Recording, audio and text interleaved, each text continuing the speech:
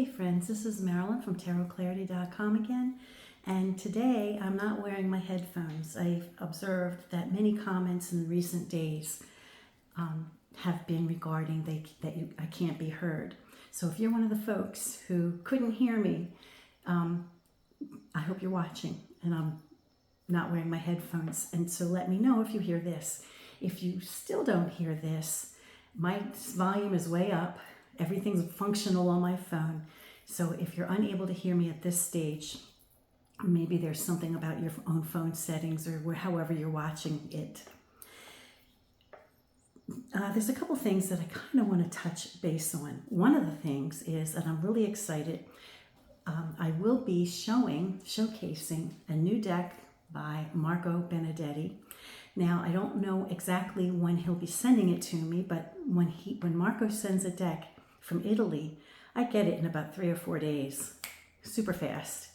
So once Marco tells me that he's sending it, I can assure you I'll be getting it really quick. And I think it's probably going to be the next deck I'll showcase.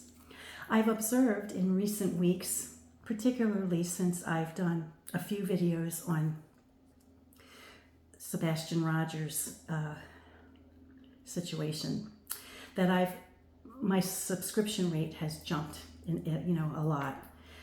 And while I'm grateful for the new subscribers, I do want to mention to the new subscribers that my tarot channel isn't just about like true crime or sensational crimes. In fact, it's a very small amount of what I do. Primarily, my niche, for those of you who are new to me, is to teach folks who are interested in learning tarot how to read tarot, particularly the old school tarot decks. And when I say old school, I mean decks that are older than the Rider-Waite-Smith type. There's nothing wrong with Rider-Waite-Smith type. Many times, well, not many times, but on occasion, I will do demonstration readings using a Rider-Waite-Smith tarot deck, or one of their clones, or something that uses their system. So it's not like you'll never see Rider-Waite-Smith decks here. In fact, I probably have several.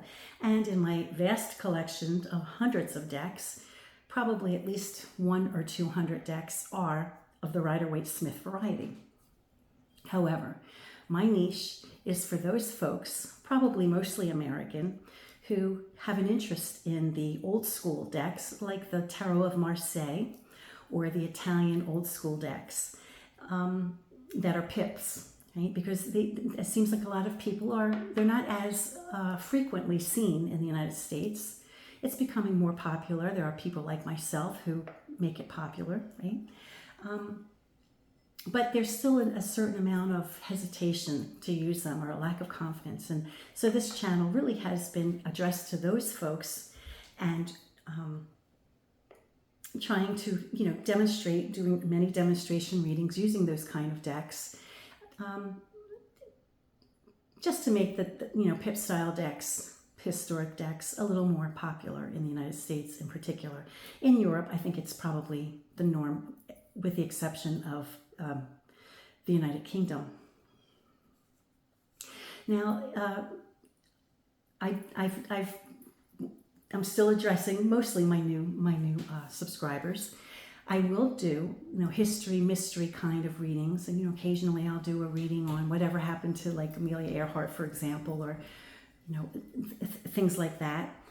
History, things that happened in the past, so there's no way to confirm or deny. And I had been doing those more prominently than the true crime, current day true crime cases, because I'm very concerned for hurting anyone who might be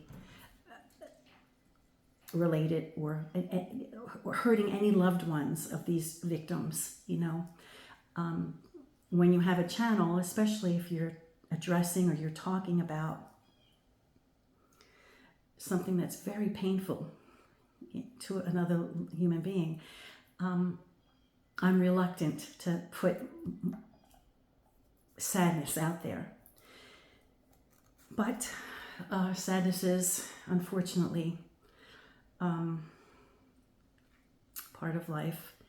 And it had been pointed out to me that by doing readings on these cases, that the right person might actually hear something that I say, and it may take them, a person of authority or a person involved in the case may actually hear something I say that triggers an idea or gives them an idea to go down another way or think of it in a different way. And so it actually might be helpful, which is the reason why I agree to do a few of those every now and then. And I'll only do cases that really touch me. Sebastian's case really touched me because, I have a family full of autistic relatives, so it's I can identify with Sebastian and his loved ones. The next video that the next deck that I'll be showcasing is probably another one by Marco Benedetti, who has quickly become my favorite historic deck creator. For those of you who are in my channel or follow me for beautiful tarot decks, and if you've watched me in the past, you know that I showcase a lot of Marco decks. They're beautiful. I mean, Marco's decks, they shuffle like butter. It's a dream. Plus, they're historically accurate. And if they're not historically accurate, as in the case of the Metelli, whereby Marco added, I think, the addition of a few cards to complete. It was a Terracino, so it was missing several cards, and he replaced those cards. But he did it in such a way that it was seamless, and you would never have known that the cards were not already part of the deck. Anyway, the deck that I will be showcasing next, I'm thinking more than likely, is the Atea deck. Now, I have two versions of Atea's deck that I have showcased in the past, and I've compared them one to the other. I actually have a few decks that were inspired by Atea, but the two decks I'm referring to are the ones that are supposedly based on his own deck. Well, Marco has a copy not that he purchased a copy, but he has access to a copy of Atea's decks just exactly as it exists. And he'll be reproducing that. And it'll be different than the two decks that I've already showcased that were supposed to be authentic Atea decks. So I'm real excited about that. Now, true, I interpret the cards. Generally, the cards that I typically will interpret are cards that came out before the occultists came along and put their 2 cents in it.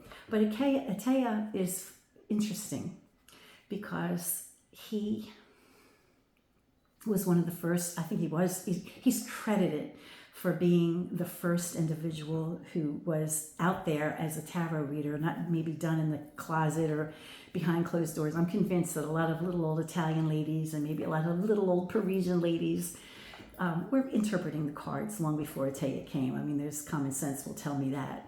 But Atea took it out of the closet and waved his flag and, became a commercial tarot reader that he was just out in the open. So I think that's significant. And despite my interpreting the cards using methods that are not dependent on the occultists, there's no denying that there are several things that Atea introduced to tarot readers that we still use today, and I still use today. For example, the 9 of Cups. I think he's the one who decided that was the wish fulfillment card. And whenever I see it, that's what I say. I say wish fulfillment. That's one of the interpretations that I give when I see the 9 of Cups. Now, of course, there are other things that could be mentioned regarding the 9 of Cups, but wish fulfillment is one of them, especially if it occurs with the World card. If you have the World spread with the World card and the 9 of Cups, to me, that's a real strong clue, and I'm looking for the world card as we speak. That's a real strong clue that the questioner who comes to you, or the person whose question you're interpreting, will get their wish, or will have the best possible outcome. So, of course, it's going to be the last card. Of course. What's that? There it is. Now, if you recall, those of you who saw my video from yesterday regarding Sebastian Rogers, those two cards appeared in the spread that I did. And there were a few optimistic cards in that spread, which suggest that a best possible outcome will be reached. The only glitch was that the final card of the 3 rows was the death card, which also appeared in the other reading I did previously for Sebastian. That death card appeared in the top row, the end of the top row. This time it appeared the bottom of the last card in the bottom row. So that, I thought, was a suggestion that time is running out for a most optimal outcome.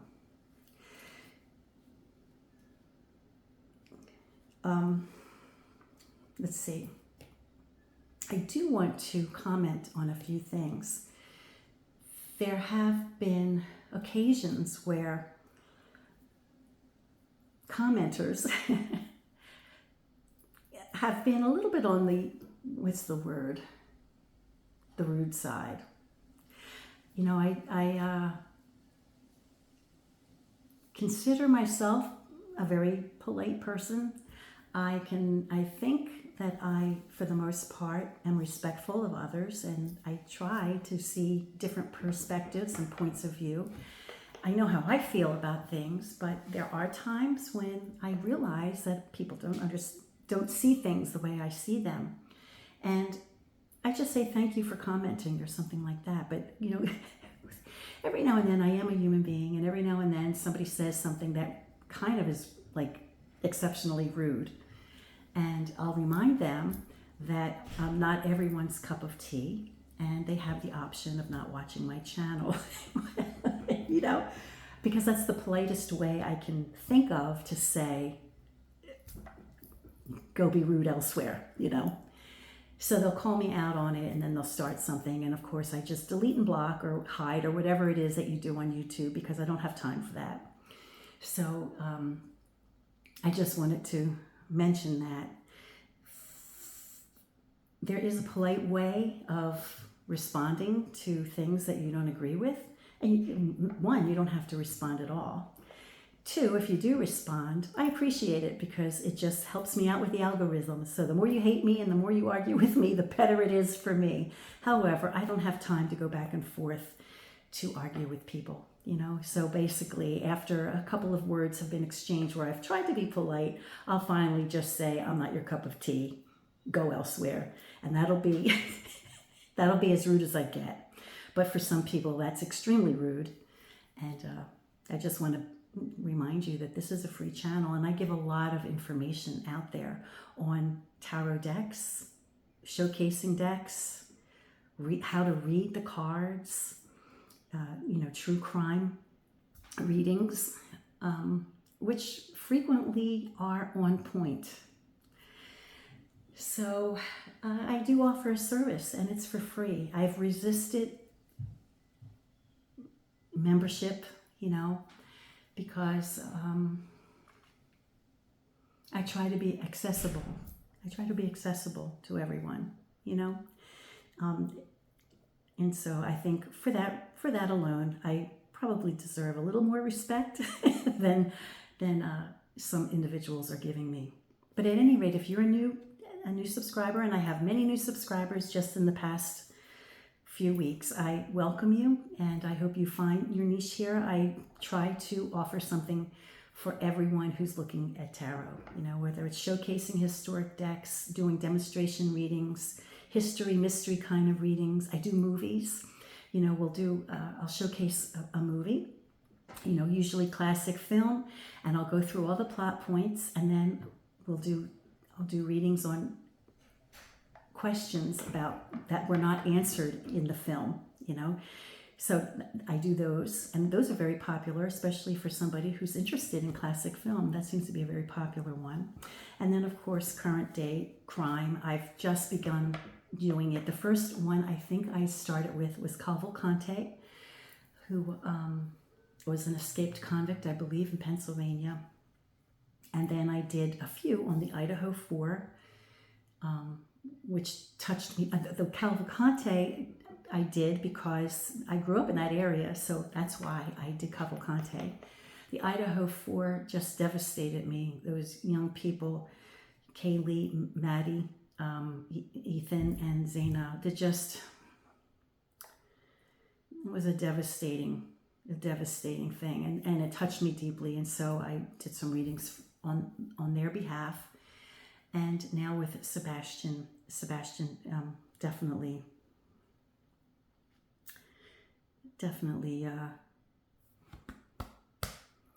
hit a nerve. And I believe I did one other reading that was a request by somebody who lived in, I believe, Illinois, and wanted me to do a reading on some missing children there. I didn't do it because I had anything invested in that. I just did it as a favor. And occasionally, if somebody asks me to do a reading on something, occasionally I will. It depends. But they were children, and children get me every time. So anyway, so this basically is for my new subscribers. Thank you for being here, and I hope you find something for yourself. I do rotate. I'll do true crime occasionally. I'll do history mysteries. I'll do movies. I'll do demonstration readings, frequently. Like most of my videos end with a demonstration reading. And then, of course, I showcase historic tarot decks and how to use them. Until next time, friends, peace, stay well, be kind, and do no harm.